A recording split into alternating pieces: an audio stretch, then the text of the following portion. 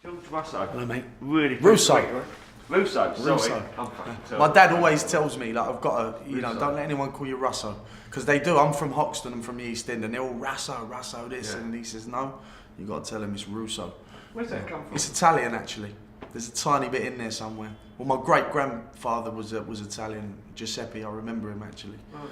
And, yeah, but he's from Naples, so there's a little bit of Italian there, and I've hung on to that heritage. I, sort of called myself Italian over the years, and really, I'm not really. Bond by Blood 2. Yeah. Brilliant performance. Thank you. Really was. Absolutely fucking loved it. I was really excited about the film after seeing it. I've watched it a few times now. Yeah. How did you get the part? Well, I'd worked with John before, Jonathan Softcut. We did a movie together, with Top Dog with Leo Gregory, and he just got in touch with me through my agent and sent me the script, and I went and auditioned for it like I would any other part, really. Yeah. Yeah, because you done Turnout a few years back, but I really expected you to move on to bigger things after that, and it never really happened. Well, the problem was with Turnout is that it didn't really get seen. I think that it will always live on as a cult classic, Turnout, because it's a really well-made, well-acted film. I'm not just talking about my performance, by the way. I don't think I'm particularly. No. I think I'm in and out in it, but there's some really good performances in it. It's kitchen sink drama, which is up my street, which is what we wanted to do, and a slice of life. Yeah, it certainly does. Yeah, and it's a slice of life movie, and it'll live on. It's got a real following. You know what I mean? People that have lived that sort of lifestyle, or know people that have lived that lifestyle, really identify with it, and that was really important that we made that type of film that captured those people that I'd grown up with. Really, I spent a lot of my youth running about with those sort of people, you know what I mean, and wasted a lot of time. So Turnout in a way was a homage to that, and it validated all that time that I'd spent, pissed away, just sitting at my mate's house, just hanging out, getting up to no good, really. And but it was a shame because we had a lot of distribution offers on the table once after we'd made the film and we started to show it around. We had like 5 or 6 distribution offers, some really good ones, and we went with Metrodome, which were the biggest at the time, and unfortunately they're not around anymore. But I think you get lost. We were just a tiny fish in a small, in a big pond. And we just got lost really in their machine, and no one really saw the movie. But it's still out there. Turnout, great film. Really proud of it, and it's my first lead and the first thing that I'd ever really written. And we wrote it like 10, 15 years ago as well. And if it would have come out when it did, it would have probably been the first film like it. In the first. Ricky Hartness in there. Ricky Hartness in it, yeah. Tony Denham's in it, yeah. In the first version of it, the character was sitting watching Kilroy. That's how far we go back. The talk show Kilroy, and then it was Trisha, and then it was Jeremy Kyle. So, but we didn't have the people, we didn't have the platform, we didn't get it to anyone. No one had read it. Story of his life, really. No one saw it. No one read the early script. That's the trouble with British movies, though, really, isn't it? Yeah. Because the whole distribution system is broken. Yeah. The BFI is broken. They don't, in my opinion, service any working class people. And it was mismarketed. It was marketed as a sort of a British gangster film. They wanted to put a gun on the cover at one point. There's no guns in it.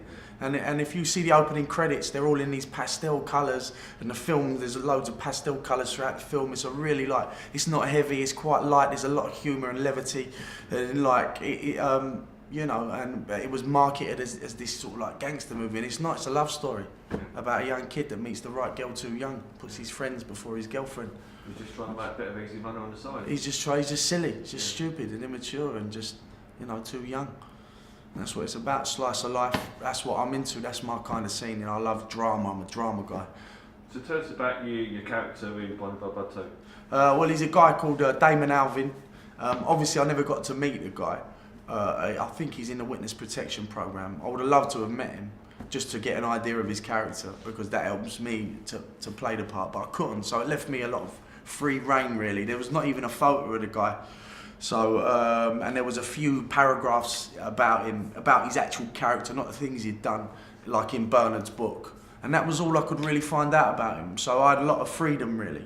And Greg Hall, you know, Greg the director, he gave us a lot of freedom to explore the character and to bring stuff to it. You know, he wanted us to sort of do like a lot of background stuff. And we did like workshops and rehearsals, and so from that, you know, I created this guy really, this guy Damon Alvin, who, you know, he's a troubled dude. He's a troubled dude. He's got a lot of issues, you know, and obviously he's very violent guy, and you know, bitter, pretty unhappy dude, He's so great at lying. Yeah. I think you've got to be when you're in that environment, when you're swimming with sharks, man. You've got to be on your toes, and you've got to be a good liar as well. You know, you've got to remember your lies, and it's survival of the fittest in that world. You know, you show any weakness, like Dean's character, he's a weak character, and he just gets chewed up. You know, he gets caught up in the machine. So working with the likes of Josh Myers, Sam Strike, Martin Delaney, Sam Strike, sorry. How was that? Yeah, great. I mean, me and Sam, I mean, it was funny really, because, you know, I'd sort of antagonise Sam throughout the whole film, and I wanted to sort of set that tone straight away. So as you know, Sam as a person, I wanted to carry that, you know, off of the screen as well. So I really kept Sam at arm's length whilst we were filming, and I would also do some stuff to him which wasn't very nice really, you know, but just to keep that realism between us, you know, off the screen, so that would translate when we were working together, you know, just to bring that element of realism to it. So obviously once we'd finished shooting, you know, Sam knew what I was doing obviously, and we hugged, and I love him, you know, he's such a great actor. I mean, he's brilliant in that film. He's I mean, really, he's the victim, isn't he? He's the victim, you know, he's the victim, but and he's, you know, he's trying to sort of find his place with these guys that have just not got any, you know, interest in him really as a person. They're just out for themselves, you know. But he played it really delicately and beautifully, you know. And so it was horrible to have to be quite nasty to him throughout the shoot.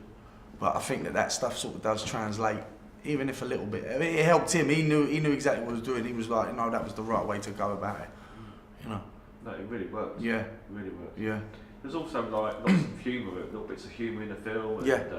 Was any of that ad lib, or was it all? Well. Thanks to sort of like, you know, Jonathan Softcott done a great job of bringing Greg on board, and Simon Cluett, you know, said from the off, you know, you've got freedom to play with the script. He wasn't precious at all about the script, so we had freedom to improvise and have loads of fun. And Greg was such a you know, an important part of that, because he gave us he made me feel comfortable enough that I could really play about. You know, you get certain directors, they want you just to learn your lines, hit your marks, they will tell you how to play it, they want it done in a certain way, you know, and they've got their vision. And Greg had his vision, but he also gave the actors freedom to play and experiment. And we had that platform. And even though we didn't really have the time, we did improvise a lot. And that's where the magic happens. The magic happens, you know, when you're in the moment, you know, you're present, and you're that conduit for something else. And I think there's little moments of that in the film where you know, there's stuff just happening for the first time, and it can only happen once for the first time. And I think we captured some of that. When you're all sitting around in the pub discussing how you're going to go after Trent, yeah, and you know, it almost looks a little bit like The Last Supper. Yeah, you know what I mean? Yeah. But like, I can't remember the actor's name, but what the guy that says about hand grenade. Yeah. You know, oh, we could get an hand grenade. Fucking hand grenade? Where are you going to get a fucking hand grenade from? And he's just like, I know people. You know what I mean? I mean, and you really go into it. Yeah. And it's funny. Well, you know, the working class, you know, we're brought up with humour and sarcasm, and you know, I think it was important for Damon to be a funny guy. It's easy to play the villain as just this one tone sort of, you know, cliche bad guy. But when you think of the best sort of the bad guys throughout sort of film history. I mean, I think that like Joe Pesci in Goodfellas and in Casino, he's one of the most frightening characters, you know, ever to be depicted on screen, and he's one of the funniest and some of the most violent, dangerous, psychotic maniacs that I've met, and I've met a couple. They're the funniest people I know. You know, they've got humour and they make you laugh, but they can sort of spin on that axis and turn on you, you know, like, you know, in a split second. So I think it was important to get that humour across and to not have these people just one-dimensional, because who's one-dimensional? They're not. You know, you got these people that could, you know, hurt you physically in one breath and then go home and sit with their families and play with their kids in the next minute. You know, and that's the reality of it. Well, I mean, you certainly pulled it all off anyway. Yeah, oh, so cheers. I mean, all the acting and Greg, you know, really pleased for it. Yeah. You know, really well, that is, yeah. I mean, well, that was the platform that we had. We're lucky, really. I'm really really lucky. pleased to be pushing the movie, because I like when you generally do love it. Oh, you know, great! so. I appreciate that. It's brilliant. So you got some more films coming out this year as well, haven't you? Yeah, there's a couple of little bits and pieces coming out. Yeah. You're in My Name Is Lenny. Yeah. Playing Frank Warren. Yeah, playing Frank Warren. It's funny, really, because that's my cousin's movie, Jamie McLean, Lenny's son, and it's written by my other cousin, Martin Askew, and purely through nepotism, they were you know, they were obliged to give me a part in their film. Otherwise, they would have never heard the end of it, basically.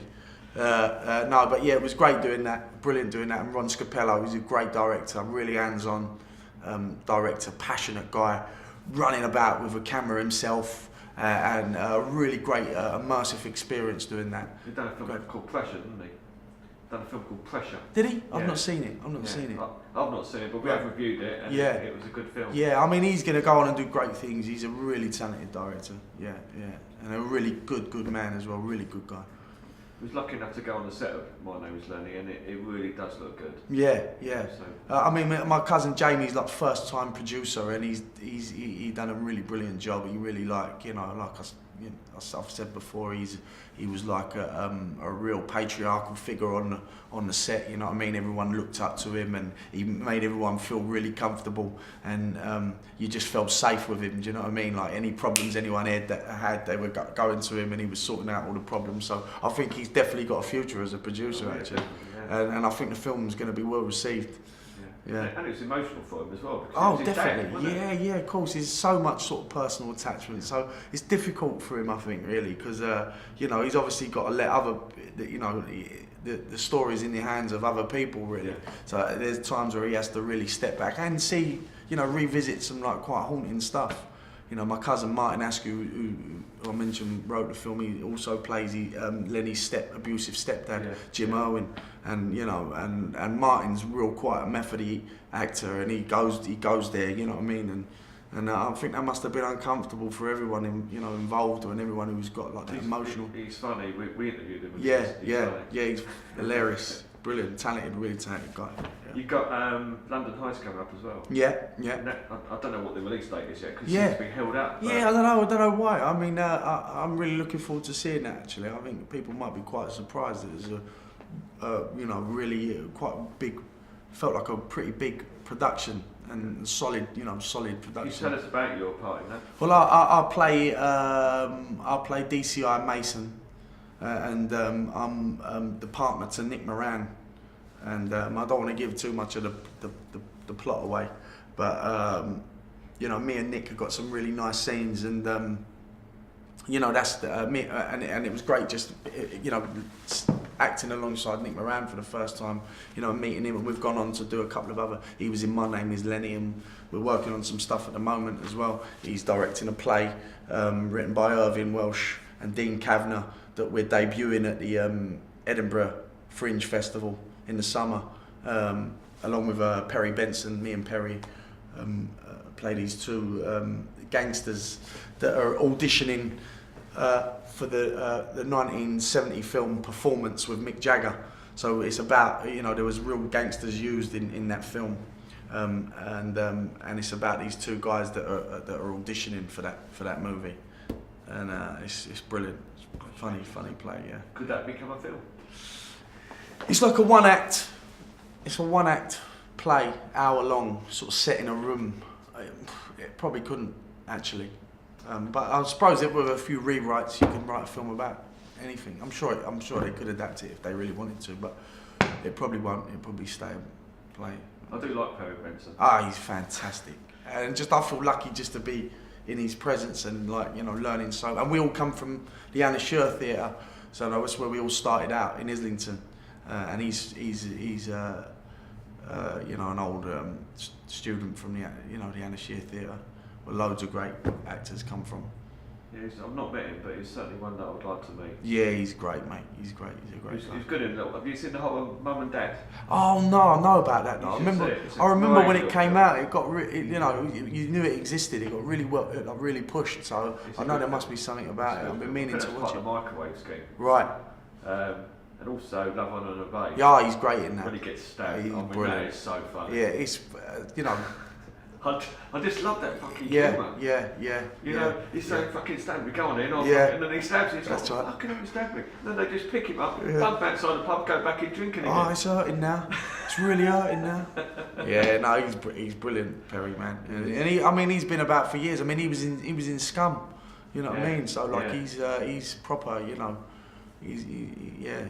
But we've got some real talent, and I think sometimes the media and they just take the piss out of us, really. Yeah. Instead of pushing and being proud of what we do, it's got to be someone highbrow. Do you know what I mean? They've got to play Shakespeare to be taken seriously. Yeah. Or something. And I think it's up to us to really, then they're not going to let the working class in that easily. You know what I mean? If we're to be taken serious, we need to start making some really intelligent films made by the working class for the working class, and we need to find that sort of market, you know what I mean? To the point where we can't be denied because the films are of such good quality, and I think we don't do ourselves any favours because there's so much crap being made, and a lot of us get pigeonholed, put in the same bracket. Turnout, that was the thing that happened with Turnout. We were sort of put in that same sort of bracket and not taken as serious as it should have been, really. And and it's partly down to us, but also you're right as well. It's hard to sort of be accepted by the. It's so hard getting the funding. Yeah. And then when you make the film, it's so hard to get the distribution. See, that's what I mean. You can get funding if you want to make a piece of crap that they know that's gonna sell. That's got no sort of soul. But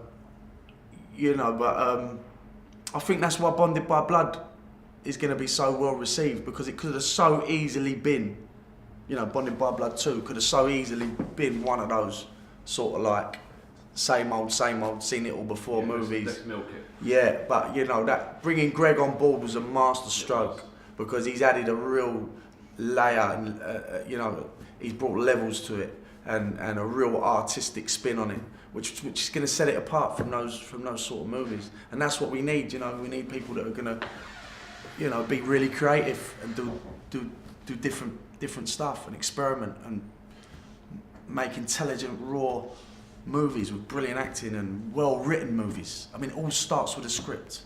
You've got to have a brilliant script, and that's what I'm into. That's what I'm into. Too many films do fall down on that.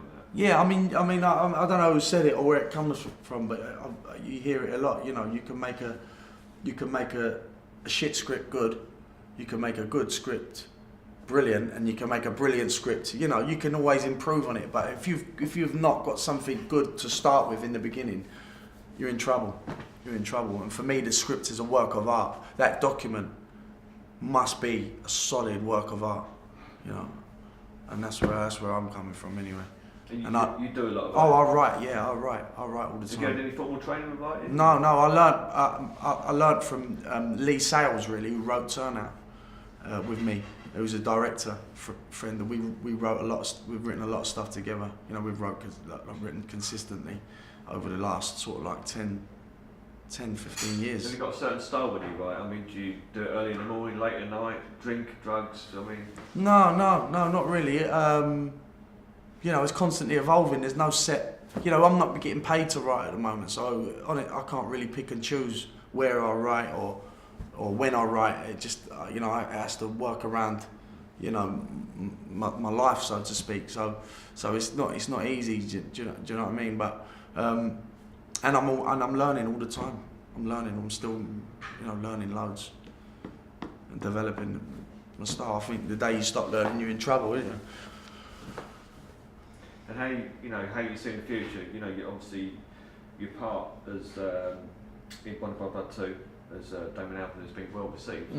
Are you hoping that's going to open up more doors for you? Yeah, I mean, I'm always very sort of pragmatic about things. I think that what will be, and if it leads to more work, great. If not, I'm not sitting about waiting for people to give me jobs. I'm trying to generate my own work. I'm into writing stuff. I'm trying to get my own projects off the ground. As Greg, might have told you, we're starting a production company, Medium Core Films. We've got at least six projects. Well, we've got 6 on the slate, but there's more. We've got loads of stuff, loads of ideas, stuff I'm developing with Lee Sales as well, who's involved in the Medium Core umbrella, it's a really exciting time. So we're not sitting about waiting for people to give us work. We're generating our own work, and it is of quality, and we won't be denied. We won't be denied. Yeah. I mean, it's really exciting, and do keep us involved. Yeah, well, definitely, John. Because that's what we're all about. 100%. Just last couple of things. Favourite British gangster film? Favourite British gangster movie? Gangster movie. I mean, I like Sexy Beast. The Long Good Friday, obviously, is a classic. The Business is a great movie. My favourite British film is Nil by Mouth, hands down. It's an amazing piece of work. You got me there. I don't know. Sexy Beast is a good film. I don't think there's many really good British gangster movies, to be honest. I think the best are yet to come. And I've written one recently. I'm not saying that's going to be the best one, but I think the thing that these gangster films lack is realism. They focus on this glitz and the glamour, and I think half of the people that write these movies have never even come across a gangster. You know what I mean? They're like some fantasy, some sort of male fantasy of what they think this lifestyle or these people do or what it is, and you know what I mean. I'm not saying that I hang out with gangsters, but I've met some serious people in my time, and just to show that they are real. They're just human beings. They're just human beings that get on with their lives, but they've got this extraordinary, sort of esoteric sort of lifestyle. Do you know what I mean? Where they can, not like the rest of us. Not like the rest of us. Yeah. And I think that's what it needs. Realism. I'm into, it's got to be believable. It's got to be real. And yeah. And is there any actor that you'd really like to work with? I'm probably going to crucify his name, but Matthias Schoenaerts, would love to work with him. I would love to work with Harmony Korine. I would love to work with Ben Mendelsohn. But I'm wrapped around a group of British actors who I think are some of the best at the moment. You know what I mean? Neil Maskell, Peter Ferdinando, Sam Strike. I think is a fantastic actor.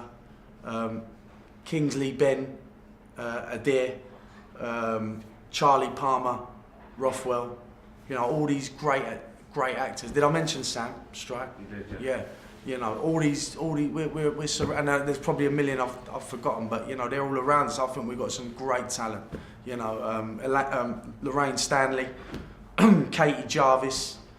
There's brilliant talent among us. Perry Benson. I'm